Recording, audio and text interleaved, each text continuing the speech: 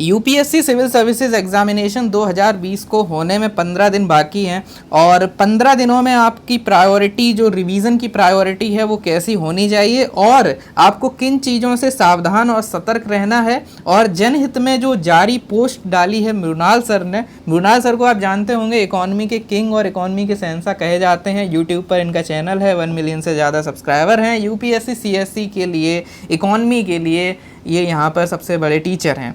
तो इन्होंने कुछ दिन पहले एक कम्युनिटी पोस्ट डाली। उस पोस्ट में था कि be cautious in your subject wise UPSC prelims revision priorities और जनहित में जारी, इशूड इन पब्लिक इंटरेस्ट। इस पोस्ट का मतलब क्या है? आपको पता है कि आप यूपीएससी सिविल सर्विसेज एग्जामिनेशन के पहले देते हैं बहुत सारे मॉक टेस्ट, और उन मॉक टेस्ट को जब आप दे रहे होते हैं तो आपको देखने को मिलता है कि यहाँ पर आपकी जो नंबर हैं वो कम आ रहे होते हैं और आउट ऑफ 100 क्वेश्चंस जो पैटर्न होता है वो भी अलग होता है। तो ये पोस्ट सर ने क्यों डाली, इस पोस्ट को एनालाइज करेंगे। बेसिकली द थिंग इज़ कि यहाँ पर जो प्रायोरिटीज़ मॉक टेस्ट में होती हैं वो प्रायोरिटीज़ एग्ज़ाम में नहीं होती हैं। जो सिलेबस या जो पैटर्न या जो स्टैंडर्ड मॉक टेस्ट के अंदर होता है वो एग्ज़ाम का नहीं होता है। तो इस वजह से बिल्कुल परेशान होने की ज़रूरत नहीं है। मॉक टेस्ट का यूटिलाइजेशन आपको करना है 2 चीज़ों की हेल्प से।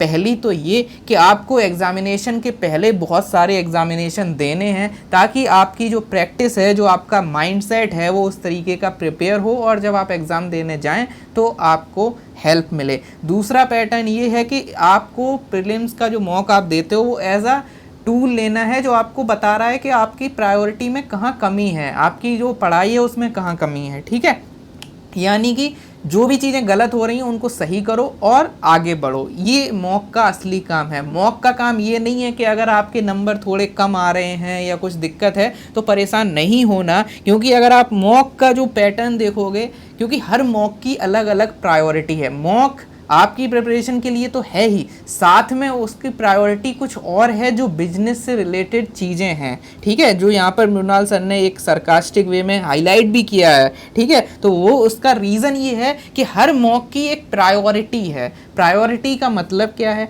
जैसे फॉर एग्जाम्पल, यहाँ पर मैं किसी को क्रिटिसाइज़ नहीं कर रहा हूँ, दोनों चीज़ें हैं, अच्छी चीज़ें भी मैं बाद में बताऊँगा। पहले कमियाँ क्या हैं देखो। अगर आप विज़न आईएएस का मॉक देते हो तो विज़न आईएएस या कोई भी वेबसाइट है, कोई भी कुछ भी है, ठीक है, I am just giving the review.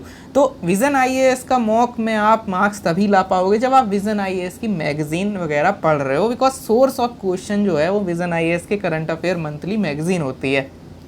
तो यहाँ पर जो बच्चे विज़न की मैगजीन नहीं पढ़े हैं उनको दिक्कत आ सकती है, ठीक है, नंबर में। लेकिन यूपीएससी विज़न की मैगजीन से क्वेश्चन नहीं बनाएगा। ठीक है, this is something that you should know. आपको विज़न की मैगजीन पढ़नी चाहिए, करंट अफेयर तैयार करने चाहिए, बट उसमें इतना ज़्यादा लोड नहीं लेने का कि अगर उसमें बहुत डिटेल में उस विज़न की कोई स्टेटमेंट से क्वेश्चन आ रहे हैं तो परेशान नहीं होना। आपको क्या करना है, पेपर देना है, उसके बाद जो भी टॉपिक आपके गलत हो गए उसको पढ़ लेना है। इससे क्या होगा, आपकी विज़न की मैगजीन भी धीरे धीरे से मॉक की तरह, मॉक के साथ तैयार होती जाएगी। ठीक है, और दूसरी चीज़ वही है जो यहाँ पर सर ने भी बताई है कि करंट अफेयर का पोर्शन और बाकी जो पोर्शन है आप देखते होगे। अगर आप देते हो टेस्ट, आपको पता चलेगा कि विज़न में आपको लगेगा कि यार हिस्ट्री तो इस टेस्ट में आ ही नहीं रही उतनी ज़्यादा, या ज्योग्राफी में इस बार कमी थी, करंट अफेयर बहुत आएगा। तो वो मॉक इसलिए करंट अफेयर आ रहा है क्योंकि उसका प्रिपरेशन का जो उसका जो मेन मोटिव है वो है आपके करंट अफेयर वगैरह को स्ट्रॉन्ग कराना या उस तरीके की चीज़ें। ठीक है, और थोड़ा सा बिजनेस उसका पर्पस भी रहता है। सो दैट्स वाई बहुत सारी चीज़ें हैं, बट आपको यूटिलाइजेशन सिर्फ अपनी नॉलेज को एनहेंस करने के लिए करना है। This is the crux of this thing कि आपको कैसे काम लेना है, उसका आपको टेस्ट देने हैं, ऐसे काम करना है।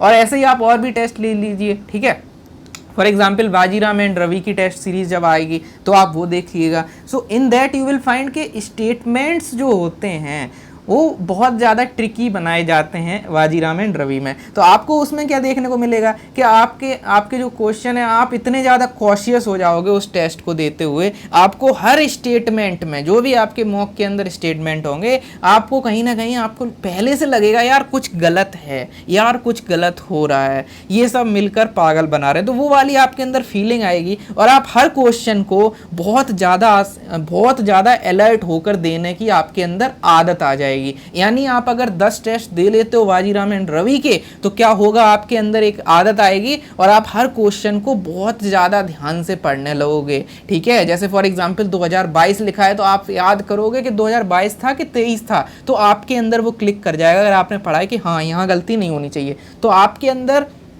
अलर्टनेस जगाने का काम बाजीराव एंड रवि से अच्छा कोई नहीं करेगा। उसकी मैगजीन, उसका जब आप करंट अफेयर करोगे, आपको हर स्टेट में मैक्सिमम स्टेटमेंट आपको ऐसे मिलेंगे जहां उन्होंने कुछ यूपीएससी की तरह ट्रिक किया होगा। लेकिन यहाँ कमी क्या है, बहुत अच्छी बात है आप अलर्ट रहिए, बहुत अच्छी बात है आप अलर्टनेस के साथ एग्ज़ाम दीजिए, बट कमी ये है कि आप हर जगह ओवर कॉशियस जब हो जाते हो। यूपीएससी हर क्वेश्चन में ट्रिक नहीं करता है, यूपीएससी ट्रिक करता है, यूपीएससी चीज़ों को स्लाइसिंग एंड डाइसिंग यूपीएससी की आदत है, लेकिन ऐसा नहीं कि हर क्वेश्चन में है। इससे क्या होगा, अगर आप ऐसे डेवलप कर लोगे अपनी आदत के आपको हर क्वेश्चन में अलर्ट रहना है, अलर्ट तो रहना है, बट कहीं कहीं आपको स्टेटमेंट देख के यूपीएससी में लगेगा कि हाँ सही है, तो कहीं कहीं जब आप उसमें तुक्केबाजी कर रहे होगे, एजुकेशनल गैसिंग कर रहे होगे, तो आपको उन चीज़ों के साथ फ्लो के साथ बहना आपको भी पड़ेगा। यूपीएससी प्रीलिम्स में आपको ये सब करना पड़ेगा कि फ्लो के साथ आपको मार्क करना है आंसर। ठीक है कि चलो ठीक है, पढ़ने में ठीक लग रहा है तो आपको वहाँ पे गेम खेलना पड़ेगा। ठीक है, तो बाजीराव में वो चीज़ जो है वो इससे आप थोड़ा दूर हट जाते हो, आपको फिर हर जगह गलती लगने लगती है। और जो बच्चे बाजीराव का टेस्ट नहीं दे रहे वो लोग कहेंगे कि हाँ फ्लो के साथ जाओ, वो लोग उसमें कर देंगे। तो दैट्स वाई वहाँ पर भी आपको एज अ टूल यूज़ करना है कि हाँ आपको अलर्ट रहना है। तो बाजीराव का टेस्ट आपको ये सिखाएगा कि आपको हर जगह अलर्ट रहकर आगे बढ़ना है। ठीक है, उस तरीके से लो, यूटिलाइज़ करो जो करंट अफेयर है, जो भी उसमें चीज़ें हैं उनको यूटिलाइज़ करो और वैसे पैटर्न के साथ आपको आगे बढ़ना है। लेकिन ओवर यूज़ नहीं करना है, कि ओवर थिंकिंग की आदत नहीं डालनी है बाजीराव का टेस्ट देते हुए। ठीक है, टेस्ट बहुत अच्छा है, बस ये चीज़ का ध्यान रखिएगा। इसके अलावा और भी मैं कोचिंग का आपको बताता हूँ। For example let's say third coaching लेते हैं जो है आपकी इनसाइट्स आईएएस। इनसाइट्स के टेस्ट भी काफ़ी अच्छे हैं, काफ़ी लोग लगाते हैं और काफ़ी करंट अफेयर में नाम और चर्चा है। ठीक है, मैं सारी पॉपुलर वालों का ही लूँगा, जो भी आपका रिव्यू है मैं देने की कोशिश कर रहा हूँ, और बिल्कुल इसके पीछे कोई स्पॉन्सरशिप नहीं है और किसी का क्रिटिसिज्म नहीं है। मैं बस आपको बता रहा हूँ कि कहीं ना कहीं कुछ ना कुछ सब में आगे पीछे रहता है, तो उन चीज़ों को ध्यान में रखते हुए पढ़ो। ठीक है, लास्ट जो पॉइंट है जो मैं आपको इनसाइट्स का बताना चाहूँगा, इनसाइट्स के अंदर क्या देखने को मिलता है, ज़्यादातर स्टेटमेंट जो होंगे वो आपको ऑल ऑफ द एबव और इस तरीके के आपको पैटर्न और ट्रेंड देखने को मिलेगा। इससे क्या होता है कि आपके अंदर एक हैबिट आ जाती है दैट हाँ कुछ लिखा है, अच्छा लग रहा है देखने में तो सही है ना। तो जब आप शुरुआत में अलर्टनेस है वो आपकी थोड़ी सी कम हो जाती है, क्योंकि बड़े से स्टेटमेंट होंगे और उन बड़े से स्टेटमेंट में जो भी लिखा है वो सही होता है जनरली। मतलब ऐसा आप जब देते रहते हैं ना टेस्ट, तो आपके अंदर आ जाएगा कि हाँ यार D all of the above. आपको एक आध में डाउट भी लग रहा है, ऑल ऑफ द एबव आप कर दोगे। ये भी अच्छी बात है, एग्जाम में आपको ये सब भी करना पड़ेगा कि थोड़ा बहुत ओवर थिंकिंग नहीं करनी है, थोड़ा बहुत डाउट है, ऑल ऑफ द एबव या जो भी है, मतलब थोड़ा इस हिसाब से करना है। लेकिन फिर वही बात कि UPSC is all about slicing and dicing. तो जो चीज़ बाजीराव बहुत ज़्यादा कर रहा था, इनसाइट्स वो कर ही नहीं रहा। क्योंकि रीज़न बीइंग, ऐसा नहीं है कि इनसाइट्स को भी चीज़ें नहीं पता, रीज़न ये है कि उनका मोटिव भी उनको पता है कि बच्चों को ज़्यादा से ज़्यादा नॉलेज देनी है। तो हर टेस्ट सीरीज़ का अपना अपना एक मोटिव है, थोड़ा सा बिजनेस पर्सपेक्टिव भी है कि उनकी जो मैगज़ीन वगैरह या जो भी जिनका जो सोर्स है वो वहाँ से एग्ज़ाम क्वेश्चन वगैरह पुट करते हैं, वहाँ से चीज़ें करंट अफेयर वगैरह उठाते हैं, तो उसकी वजह से थोड़ा रहता है, पैटर्न में थोड़ा अप डाउन रहता है। ठीक है, पैटर्न जो है, जो हिस्ट्री से कितना आना चाहिए, ज्योग्राफी से कितना आना चाहिए, पॉलिटी से, जो वो स्टैंडर्ड है वो नहीं होता, क्योंकि उनका मोटिव जो है वो आपको एजुकेशन और जो नॉलेज है इन्हेंस करना है।